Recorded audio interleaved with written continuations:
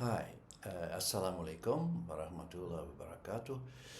It's Leslie again, coming to you from Malaysia, and I am doing this video partly, I was supposed to be doing another video this evening with Brother Omar Zaid, but he had some personal matters to attend to, so I thought to myself, well, I can still do a video. I guess I would have to go it alone, but then I've done it before, and besides, there are a few things that it probably would help me to share with the viewers, and these issues that I'd like to talk about actually relate to a current book that I'm working on, and basically, how do I put this? I've been writing these, books, so to speak, and I feel that each time I finish one, I feel that hey, wait, I think I missed something there. I need to do it again. The English have a saying. They say, if at first you don't succeed, try and try again. So if you look at the number of my books on Amazon, for example, you can count and see how many times actually I did not succeed. So here we go again, back to square one. Let's begin from scratch. So now this whole story goes back to, perhaps I should just mention a little bit about my background. I was born in Eastern Europe, Czechoslovakia, Slovakia to be more precise, right on the border of Ukraine, by the way, but however that may be. Then in 1968 we migrated to Canada, where I got my high school education and my university education. And then in 1987 I kind of migrated to Malaysia. I was offered a job at in a Canadian matriculation program here at one of the private colleges. So that's basically what brought me to Malaysia. Later on, I met a wonderful lady here who later became my wife. And so I have to admit, yes, my initial reason for converting to Islam was I felt, well, it was part of the deal. You cannot marry a Muslim unless you yourself become a Muslim. So basically, that's what I did. Of course, later on, I had this realization that there is more to becoming a Muslim than just saying the Shahada, a lot more. So that process, and I'm still finding it out, by the way. That process, it keeps going on. It's a sort of, it's a lifelong learning process. But anyway, I worked mostly here in Malaysia. I worked mostly in the private sector. Then I think it was in 2002. I switched to work in the Islamic sector here. I got a job at the Islamic Science University of Malaysia as a lecturer, a later senior lecturer, and I actually coordinated the English program for a year there. So I had a chance to learn quite a bit, I thought, about Islam in this Islamic environment. So I stayed with the Islamic Science University for 5 years, after which point I joined the International Institute of Advanced Islamic Studies. That was at that time being set up by Professor Muhammad Hashim Kamali, who is a well-known Sharia scholar, has written quite a number of books, and I understand that he is the most cited scholar on the Sharia in the English language. I know that his book is being used as a reference book in Harvard, and he has certainly made significant contributions in this field. So then in 2017, towards the end of the year, I left the institute, although I have to say in the same breath that some of the thoughts that I was having stayed with me. You can leave an institute, but the ideas or the questions, of course, kind of tend to remain with you. So I tried to basically answer them on my own, and began to write a little more independently.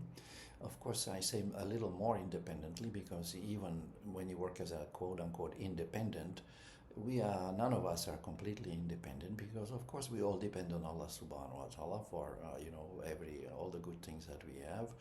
So even though I continue to writing, so to speak, independently of any worldly institution, I certainly don't write independently of the how do I put it, our creator. And whatever I write, I always try to make sure that it is in concordance and in accordance with the Book of Allah, the Al-Quran, the final of the major books of revelations that also, of course, include the Torah and the Injil, or the Torah and the Gospel. Anyway, you can find a list of my books, as I mentioned, on Amazon. I also have a couple of my work is also displayed on academia under my legal name, Leslie Terabesi, and the same work is pretty much displayed also on ResearchGate, but there I use my Muslim name, which is Abdul Karim Abdullah. So you can basically take your pick. The portfolio of the papers is pretty much the same on both sides. Now, the books that have been published on Amazon are not available in full on these academic websites, but they appear there in an abridged form. So for the full text, people will need to go to Amazon and basically purchase the text. But of course, I try to keep the prices reasonable, and I think I'm in a process, in fact, of reducing these prices. The Kindle books are available for $9.99, and the paperbacks, I think they'll go up to a maximum of, I think, $33, or the bigger books, there are not many of them. Maybe they'll go up to $38 US or something along those lines. But anyway, now to come back to the subject of the video. So after I left the Institute in 2007, I still felt there were still some unanswered questions in my mind, and among them was the question of the relationship between revelation and tradition. I sensed that something wasn't quite right, but I could not put my finger on it. After several days of struggling with the question, we were on a vacation in neighboring Thailand on the island of Koh Samui, where I like to do some of my work. For me, the vacations are always working holidays. I always bring the laptop and I put in several hours a day, working on these issues. I guess I could say that this research has become almost like a hobby to me. I'm constantly trying to get a clearer picture as to what exactly happened, because I'm inclined to the view that many things went right in Islam, don't get me wrong, but some things I think also did not go the way they were supposed to go. So something did, after all, go wrong, as even the Orientalist, I think Bernard Lewis, recognizes in an article that he published, I think, in the Atlantic Monthly. And the article is entitled, as I mentioned, What Went Wrong? I think he meant in Islam. So after thinking about this question for a few days, I think on about the third or fourth day, this one word popped into my brain, and I think I referred to this in a previous video. And the one word was eclipse, and I realized suddenly everything became clear to me, like the landscape that you see behind me. Suddenly everything became clear to me with that word eclipse, because I realized that the thing that went wrong in Muslim intellectual history is that something was eclipsed by something else, and the something that was eclipsed was basically, as you know, normally the word eclipse is used to refer to the eclipse of the sun by the moon. Well, in Islam we had and of course the sun is the source of light for us, and the moon only reflects the light. There's a huge difference here. The moon does not give any light of its own. So what happened, I think, in Islamic intellectual history, that the light of the Quran was eclipsed by the moon. In this case, it is the tradition, or the prophetic traditions, and perhaps we could include even some of the works of some of the ulema, which are strongly dependent on the traditions and tend to underemphasize or not give a sufficient recognition to the teaching of the Quran. So the moment I realized that this is what went wrong, just one thing, right? The eclipse of revelation by tradition, or the eclipse or overshadowing of the Quran by the tradition. In fact, there's a friend who recently wrote a book with a title that I think touches on this issue as well. The brother's name is Dr. Omar Ramahi, and he's a professor at one of the Canadian universities, and the title of his book is Muslim's Greatest Challenge, and I am in the process of reading it, and I am actually very impressed. I give it thumbs up, and I certainly recommend it to anyone who is interested in this line of, in this approach toward the challenges facing the Ummah. I could perhaps add that Dr. Ramahi takes, his writing reminds me of the writing of the late Muhammad Shahrur, who wrote along similar lines in his well-known a book called Quran, Morality and Critical Reason. This book is available online in PDF format for free, and I would also highly recommend this book for any readers who are interested in a serious analysis of the problems that the Ummah is facing, not just sort of superficial kind of throwing around a few cliches and, sort of a light touch approach. No, I think these gentlemen, and there are a few others, but these two gentlemen, I believe they take the bull by the horns, and they don't beat around the bush either. They, so to speak, get right into it, and I think they tend to call a spade, which is what we should do. We after all, we are searching for the truth, and of course there is a way to state the truth. Of course, we do not try to alienate anyone or make anyone angry, but after all, we do have to, state the truth. And there's even a hadith, I think, according to which the Prophet, peace be on him, allegedly said that the highest form of jihad is to speak truth to power. Now, how many people are doing that? Are you one of those people?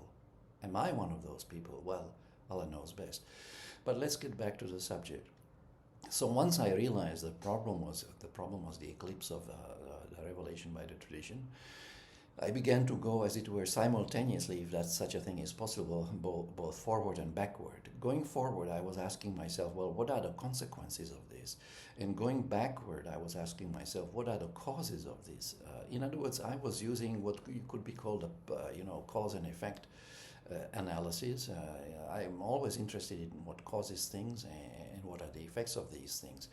I do not agree with the position of some Muslims who believe that Allah Ta'ala causes everything, that we basically are like cakes or robots that have no free will. I think that is one of the most serious distortions of the teaching of the Quran. It reduces us to mere machines, and like I said, it takes away freedom of the will. And it has quite a number of other, troubling effects as well, because it basically eliminates the concept of individual responsibility for our actions. If Allah Ta'ala is the cause of everything, that even if I commit a crime, I can just say, well, I didn't do it, Allah made me do it. He predestined me to be a criminal, so don't blame me. I mean, to me, this is an astonishing corruption of the teaching of revelation. But let's come back to the main topic. So, as I was investigating these issues, I met up with Brother Edip Yüksel, who invited me on his YouTube channel to kind of explain this in some detail, and I did that. The video is available on YouTube, and I think in that particular video I have managed to develop this idea of the eclipse into now 4 separate stages. And I have a similar video with Brother Omar Zaid on his channel. I think it's called Al Ginkgo, and I have also I think I posted that same video also on my YouTube channel, which is under my legal name. So from one event, as it were, from one thing that went wrong, I began to break it down, so to speak, and I realized that this was an entire process, and there were several stages to it. So as I continued to do the research, I began to expand, go into the nitty-gritty a little bit more, and I came up not long after that with an articulation of the analysis that consisted of 6 stages. And then I published a book. I think it's called The 6 Waves That Transformed the Religion of Peace into Islamism, or Political Islam. And after that, I think I have a video on that as well. It's on my YouTube channel. And going past that, past the 6 stages, when I continued with this analysis, I realized that, each of those 4 main stages could be broken down into 3 sub-stages, if you like. So that if you, break down each of the 4 main stages into 3 sub-stages, so to speak, altogether, you will get about 12 steps. Now, I haven't published any book by that name yet, and I may not either. But what I'm trying to say is that as I proceeded with the analysis, I began to fill in more and more, details as to what transpired at every stage. So let us begin at the beginning, and let me just first mention the 4 main stages, and these include the following. In the first stage was characterized by what I call, and others have referred to perhaps in different ways, as the repression of reason, or the marginalization of rationality or thought in general. So that was the first stage. The second one was so here we have a repression or a lowering of the rational faculty, and by the way, this happened despite the assurance by some Muslim ulama that the protection of the intellect or reason is among one of the higher purposes of the Sharia. So the Maqasid Sharia. So my question is, well, if the intellect, aql or reason, as we can say in English, if the protection of reason is one of the higher purposes of the Sharia, then on what grounds did the early ulama try to basically, repress or marginalize this concept of rationality or reasons? I sense a contradiction here, where we are going in opposite directions. So what happened? That could be a subject of a separate investigation.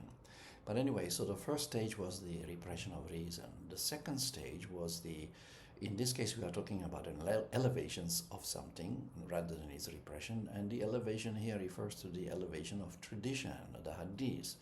Perhaps we could even include the work of some the ulama, because some of them claim that, like Imam al-Karhi, for example, claimed that he was a Hanafi scholar, that if anything we say contradicts with the Quran and the Sunnah, please consider the Quran and the Sunnah to be abrogated. No, I was shocked when I read this. And I read it in a book by late Professor Taj Abir Rawani. The book is called Reviving the Balance. He passed away, in 2017, but the book is available online free in PDF format. You can find the quotation there. But anyway, so the second stage was the elevation of tradition to the rank of equality, basically with revelation. Basically, we could also sum up this second step as in this second stage, tradition of the hadith began to be treated as wahi or revelation. In the third stage consisted of the third stage was a continuation of the second stage. It was a continuation of the elevation of tradition, this time not just to a level of equality with revelation. And by the way, the supporters, the followers of tradition actually have produced a hadith according to which the Prophet allegedly said that the so-called reason-based tafsir is a form of kufr, end of quotation. And you can find a reference to this hadith in a paper by Dr. Adis Dudarija on academia, and the paper is called Neo-Salafism, the case of Abu Amin Abil al-Philips. There are also two hadiths quoted to the same effect in a book by Abdullah Said. It's called Islam and Introduction, and this book also can be accessed online free in PDF format. So it was an accepted view that somehow the use of reason or aql in comprehending, understanding the Quran was inappropriate. And the scholars even came up with a name for it. Whenever one tried to express a personal opinion about the Quran, they would say, this person is following his hawa, even though Allah Ta'ala prohibited following one's desires in the Quran, where we find the expression, La tattabi'u ahwa'akum, that means don't follow your desires. However, the ulama have given a somewhat different interpretation to the meaning of hawa, because when I looked into the Hanswehr dictionary and looked up the meaning of hawa, I didn't find the word opinion among any of its connotations. So when Allah says don't follow your desires, that's what he means. Don't follow your instinct or your lower desires. He is not saying don't follow your opinion or don't express an opinion or don't have an opinion. So this was, I think, an attempt to discredit, and to discourage people from expressing their opinions about the Quran. Now, of course, in principle, we should all be careful what we say about the Quran. After all, we Muslims consider it to be the word of Allah, and we have to be very careful so that we do not misinterpret these words and do not ascribe to him anything that he has not said. I mean, who does more wrong than one who invents a lie about Allah? That is in the Quran. So, of course, we need to be careful, but it doesn't mean that we are prohibited from having any opinion or expressing any opinion about the Quran. So even if our opinion is wrong, surely there will be some brothers so that will, try to help us out. And having said that, please feel free to also correct me if you find anything problematic in anything I say here. You can leave your comments and suggestions in the comment sections, and I will be thankful, because I'm also constantly trying to, improve my grip of this subject, and I'm always on the lookout of, for a better formulation of this particular analysis that I am trying to, do here, because I think we all agree, Muslims agree, that there has to be something needs to change, in our deen, and I'm not saying that we need to change the deen. No, the deen properly understood is perfect, but perhaps what we do need to change. There may be other things we may need to change, and these other things may include, for instance, the methodology of how we study this deen. And this point has been made not only by Taha Jabir al-Wani in the book I already cited, but also by another scholar and a friend of his. He also passed away. May Allah bless their souls. And that was Professor Abdul Hamid Abu Sulaiman, who was I believe the second rector of the International Islamic University here in Malaysia. Both of them have emphasized the need for a better methodology, because the traditional approach, as Taha Jabir al-Wani has pointed out in that book I mentioned earlier, as I quote pretty much from verbatim, has failed to prevent the Ummah from falling into backwardness. So, of course, we all want to, nobody wants to be backward, but perhaps we need to make some changes in the way we approach the deen and the way in which we understand the religion. There's probably, I would say, room for improvement. So this is what it's about. And by the way, if I should maybe, slip up, if you like, or get something wrong, please don't jump on me straight away. Kindly give me some slack, and like I said, point out any inaccuracies that I may have perhaps, said in the comment section, and I will certainly take it into account. So now this brings me to the third stage, which is the subordination of the revelation to tradition. And I'm using this term a little more broadly to include the work of the ulama. Now, in some earlier analyses, I had I explained the process a little bit differently than I'm proposing to do at this point in time. Before, I also had the 4 stages, like I'm still referring to now, but basically in the earlier, analysis, I split the third stage into 2 sub-stages, and one was the subordination of revelation to tradition, and the second one was the subordination of revelation to the work of the ulama. I thought it might be better to treat the 2 events, as it were, developments, as one single development under the sort of heading the subordination of revelation to tradition, understood more broadly here as including the work of the ulama. So by combining those 2 separate stages, I basically freed up, as it were, the 4th spot for something new, which I believe I overlooked, quite frankly, in my earlier analyses. And strangely enough, it seems that how do I put this? What I overlooked, I believe, is just as important, if not more important in some ways, but perhaps they are equally important than the earlier stages. And what I'm talking about here is that in the 4 stages, another change happened, which had very, important, significant consequences. And this 4th event that transpired in, as it were, in the final stage of this process was basically what I suggest we could think of as the transformation of Islam, or revealed Islam, into 2 variants: 1, political Islam, and 2, traditional Islam. Now, both of these variants basically stem from I believe, from the application of the doctrine of abrogation, when how do I put this? The view when the notion that a single verse in the Quran, a verse in Surah Tawbah, verse number 5, abrogated 120 other verses, all of which talk about peace and reconciliation. When this perception was accepted by the Muslim ulama, and the majority of them accepted it, including people like al-Shafi, al-Mawardi, and also Imam al-Ghazali, and most of the Hanbali and also the Asharite scholars accepted this view.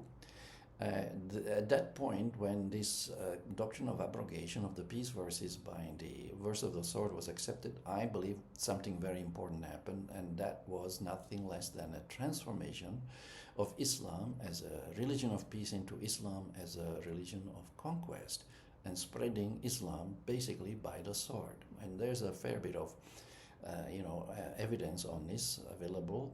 One source I can recommend is Mustafa Akil's book. It's called Reopening Muslim Minds. He touches on this, the concept of abrogation of the peace, teaching of peace by a sort of a bellicose teaching,